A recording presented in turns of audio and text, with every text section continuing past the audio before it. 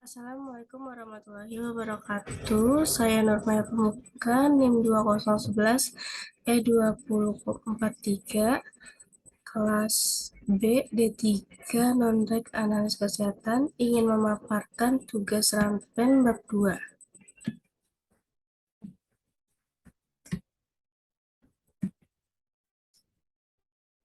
Di bab 2 ada tinjauan pustaka 2.1 kehamilan. Pengertian kehamilan yaitu kondisi yang berlangsung selama 280 hari saat wanita mengandung janin hasil konsepsi dalam tubuhnya hingga kelahiran. Gejala dan tanda kehamilan: yang pertama, dugaan hamil, tidak datang haid atau amonera. Yang kedua, payudara terasa tegang dan kencang. Nomor 3, morning sickness atau mual, muntah yang terjadi di pagi hari. Yang keempat, menginginkan untuk makan sesuatu atau sering disebut mengidam. Yang kelima, hipersalivasi atau peningkatan sekresi air liur berlebih. Yang ketujuh, ada pigmentasi kulit. Yang kedelapan, sembelit. B. Kemungkinan hamil, terjadi pembesaran pada rahim perut. Yang kedua, dijumpai tanda Heger, tanda Chadwick, tanda displasi, dan erythema pada saat pemeriksaan. Yang ketiga, reaksi pemeriksaan kehamilan positif. Yang C, positif hamil. Berdasarkan hasil pemeriksaan OSG menunjukkan kehamilan. Yang kedua, ada pergerakan dalam rahim, yaitu janin bergerak dan dapat teraba. Yang ketiga, ada denyut jantung, janin terasa. Yang ke B, usia kehamilan menurut Frabdivta 2018, kehamilan dibagi menjadi 3 trimester, yaitu yang pertama, trimester pertama. Kehamilan pada trimester 1 terjadi dalam waktu 13 minggu, yaitu 0-13 minggu. Pada proses trimester 1 pertama, pertumbuhan dan perkembangan sel terus sudah dibuahi serta terjadi dalam 3 fase berikut: fase ovum, embrio, dan janin. Yang kedua, trimester 2 terjadi pada waktu kehamilan menginjak 14-26 minggu. Trimester 2 yaitu pertumbuhan periode cepat di mana tekanan vena renalis juga meningkat. Yang ketiga, trimester 3. Kehamilan trimester 3 ini terjadi pada kehamilan menginjak minggu ke-27-40. C. Perubahan fisiologis kehamilan trimester 3 menurut E. Chesme dan Margaret. Yang pertama, sistem reproduksi. Yang A, uterus. Selama kehamilan, uterus akan beradaptasi untuk menerima dan melindungi hasil konsepsi sampai bersalin. Pembesaran uterus meliputi peregangan dan pelebaran otot, sementara produksi miosit yang baru sangat terbatas. Setelah kehamilan 12 minggu, penambahan ukuran uterus didominasi oleh desakan dari hasil konsepsi. Yang kedua, ovarium. Sejak kehamilan 16 minggu, fungsi diambil oleh ala plasenta, terutama fungsi produksi progesteron dan estrogen. Yang kedua, vagina. Terjadi hipervaskularisasi akibat pengaruh estrogen dan progesteron, warna merah kebiruan. Yang ketiga, payudara. Akibat pengaruh estrogen terhadap hiperplasi sistem ductus dan jaringan interstisial payudara. Yang keempat, sirkulasi darah ibu. Kebutuhan oksigen meningkat sampai 20%. Selain itu, diafragma juga terdorong ke kranial sehingga terjadi hiperventilasi dangkal. Akibat komliasi, dada menurun. Yang kelima, traktus urinarius, yaitu ureter membesar. Tonus otot saluran kemih menurun akibat pengaruh estrogen dan progesteron. Yang keenam, metabolisme. Kebutuhan karbohidrat meningkat sampai 2.300 kal per hari dan 2.800 kalori per hari. Kebutuhan protein 1 gram per hari untuk menunjang pertumbuhan janin.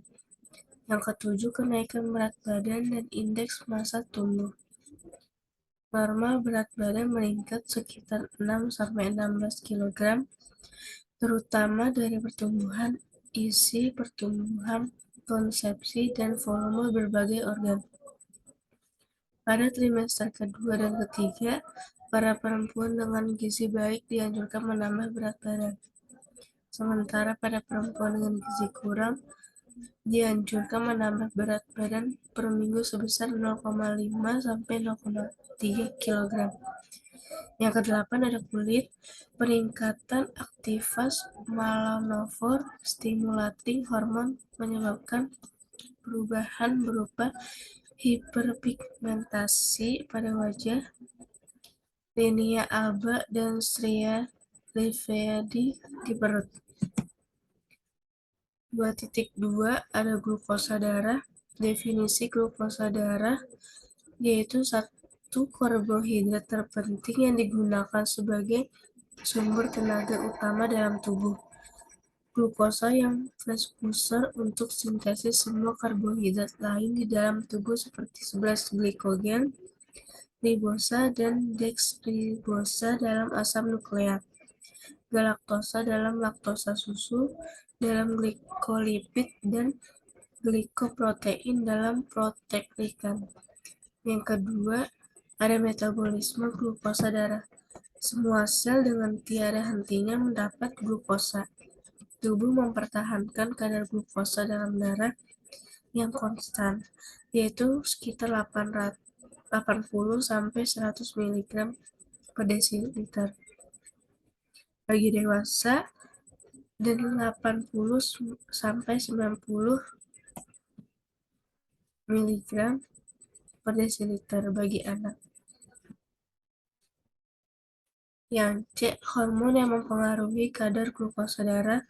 Yang pertama ada insulin, kedua hormon somatostatin, yang ketiga glukagon, yang keempat epinefrin, yang kelima kortisol, yang keenam adrenal-kortikotropic hormon, yang ketujuh hormon pertumbuhan, yang kedelapan tiroksin. Yang D, jenis pemeriksaan glukosa darah ada 4, yaitu glukosa darah sewaktu puasa 2 jam PP sama tes toleransi glukosa oral. Pemeriksaan glukosa darah. Instrumen laboratorium yang digunakan untuk pemeriksaan glukosa darah itu ada 2. Yang pertama glikometer atau POCT, yang kedua ada automatic chemistry analyzer. Metodenya ada glukosa oksidase sama glukosa heksokinase. Faktor yang mempengaruhi kadar glukosa dalam darah yaitu umur, asupan karbohidrat, enzim, hormon insulin, olahraga, aktivitas, sistem gastrointestinal, stres, dan obesitas. Kemudian ada keadaan berhubungan dengan kadar glukosa darah abnormal. Yang pertama ada hipoglikemia, yaitu penurunan kadar glukosa darah. Yang kedua ada hiperglikemia, yaitu peningkatan kadar glukosa darah. 2.3 ada diabetes mellitus, yaitu merupakan suatu penyakit menahun yang ditandai oleh kadar glukosa darah melebihi normal dan gangguan metabolisme karbohidrat, lemak, dan protein yang disebabkan oleh kekurangan hormon insulin secara relatif maupun absolut. Klasifikasi diabetes mellitus ada 4, yaitu insulin dependent diabetes mellitus, yang kedua non-insulin dependent diabetes mellitus, Yang ketiga, ada diabetes mellitus gestasional. Yang keempat, ada diabetes tipe lain. Yang B, patofisiologis diabetes mellitus gestasional, yaitu terjadi pada jumlah atau fungsi insulin yang menjadi tidak optimal. Kemudian yang C, ada resiko komplikasi kehamilan diabetik. Yang pertama ada abortus spontan, kemudian preeklamsia, yang ketiga persalinan prematur, yang keempat polihidramnion, yang kelima infeksi, yang keenam retinopati diabetik, yang ketujuh neuropati diabetik, yang kedelapan kotosidosis diabetik, yang kesembilan ada resiko tinggi section kaisaria. Jadi, kenapa saya mengambil judul penelitian tentang glukosa darah pada ibu hamil trimester 3? Karena di Indonesia merupakan negara dengan penderita diabetes mellitus terbanyak ke-6 di dunia, dengan jumlah penderita diabetes mellitus mencapai 10,3 juta jiwa. Selama masa kehamilan akan berlangsung proses pertumbuhan dan perkembangan janin akan mempengaruhi perubahan fisiologis terhadap ibu hamil. Terima kasih. Mohon maaf jika ada kesalahan. Wassalamualaikum warahmatullahi wabarakatuh.